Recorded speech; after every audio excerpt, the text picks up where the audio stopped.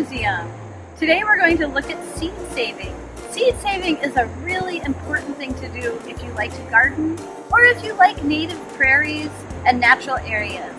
It promotes biodiversity, it helps with environmental stewardship, it helps with your food supply if you're saving food seeds. And whatever seeds you're saving, you know that they'll grow well in the place you're going to plant them the next year because you already grew them in those ecosystems and soil. So when I save seeds, I save all different kinds. I like to save fruit, vegetable, native prairie flowers, and then I use them for all of the programming at the Madison Children's Museum. So people who visit the museum can then have those seeds to bring home and plant their own gardens. We're going to start by looking at some of the different kinds of seeds we save here. We're going to cut them down, and then we'll look at how you can save them through the winter so that they can be planted next year. So we're going to start right here. I have beans that are growing on the side, and some of my beans I pick and I use for food programs with visitors at the museum, but some of everything that I grow, I let grow to seed. So if you're ever up here and you see things that look like they might be dying, they're really things we're saving for seeds. So some of these pods are getting dried out. I'm going to pick these, and I have different kinds of beans. I have purple bush beans, I have pinto beans, and these, when you know they're ready, they're actually kind of crispy when you squeeze them. And we're going to go down a little bit more here. And on this vine, I have Scarlet runner beans, and I'm going to pick a couple of these. These will all look different in the insides. So when you're saving any kind of vegetable, when you want to eat the vegetable, you'll pick it when it's ripe and ready. If you're saving it for seed stock, you want it to go beyond that ready point, and that's when the seeds are viable. We're also going to go over and pick a few flower heads. So right up over here, I have some native prairie flowers. Now the ones that still have petals on them that look like they're alive, those ones aren't ready to save. But these ones that have turned brown, and this happens a lot in fall to all different kinds of flowers, you can take scissors and you can snip off.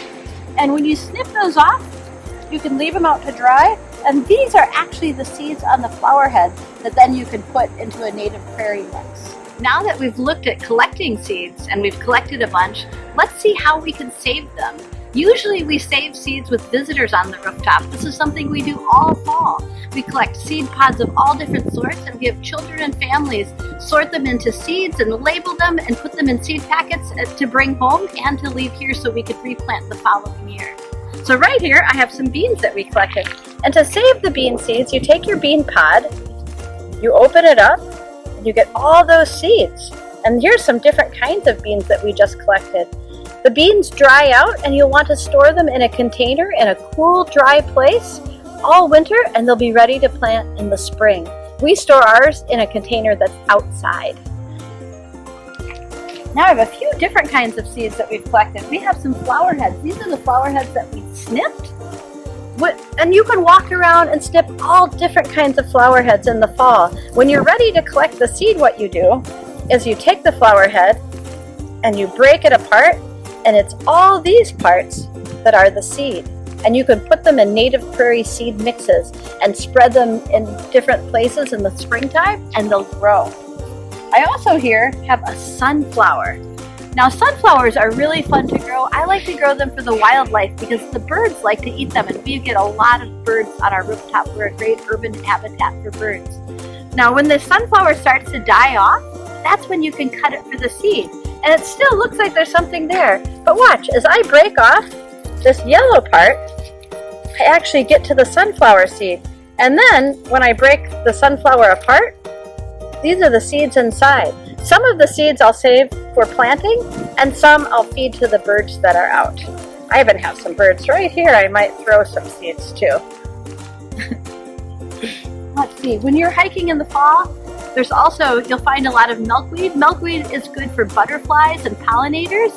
Collecting those seed pods are one of my favorites. You'll see these on the end of the milkweed. When you open it up, you'll get this on the inside. And these are the milkweed seeds that can fly away in the wind. These you can also store in a cool place and replant in the spring. A couple of my favorite seeds to save are from different herbs that I grow. If you grow cilantro in your garden, the seeds that come off cilantro are called coriander, and you actually use them in cooking. They look a lot like this. They're little round. You can cook with them, or you can use them to replant your cilantro. So I let these dry off, and then I just pick the seeds. Whenever I save seeds, another thing I like to do is I have either a baggie or a seed envelope. And I like to label what type of seed is in there and the year. So here's one where I just collected some lovage seeds. So that way, once it's spring again and I'm ready to plant, I know everything and what year it came from. Because sometimes seeds are only viable for a couple years, so I always want to use my oldest seeds first and hope that they work, and otherwise I have fresh ones every year to use. We're going to look now at some more garden seeds that you can save. I've brought a squash and a tomato. The tomato that I brought is a space tomato. These were grown at a space station. NASA sent them to me, and I was able to grow them on the rooftop all summer. Now that these did so well, I would like to save the seeds because I know they're good for our soil conditions and grow them again next year. So to save seeds from a garden, you want things to go a little bit beyond ripe. They're not the ones that you want to pick to eat. You let them grow a little longer. So this patty pan squash that I have, I let get bigger than I would have when I ate it. The first thing I'm going to do is cut it. Now these cutters are my favorite because children can use them and they're not sharp on the end, but they cut through things. So I'm going to cut the squash open, and inside are the seeds that I can save. I'm going to pull out these seeds, and you can do this with pumpkins in the fall, acorn squash, butternut squash, any kind of squash that you grew that you know is not a hybrid. You can save the seeds to replant. So these ones are all ready. I'll let them dry out. When they're dried out, I'll put them in a labeled seed packet, again in a cool, dry place, and they'll be ready to plant next year. Now I'm going to cut this tomato open. And inside this tomato, let's see, are some tiny seeds. These ones are harder to see, so I like to put tomato seeds on a paper towel.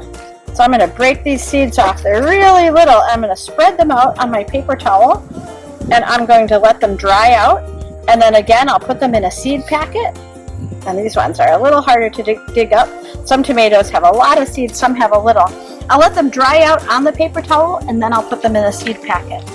One of my favorite garden seeds to save are lettuce seeds in the fall. If you grow lettuce, pick some of your lettuce, but leave some, let it go to seed, and that seed will have little white stuff that looks like it flies in the wind. When you get all of that on the seed, shake it down into your garden, rake it in, and you will have the first lettuce of the springtime. Thank you for saving seeds. I hope that you continue to save seeds at home because it's good for the earth and the environment and your food supply, and enjoy your day.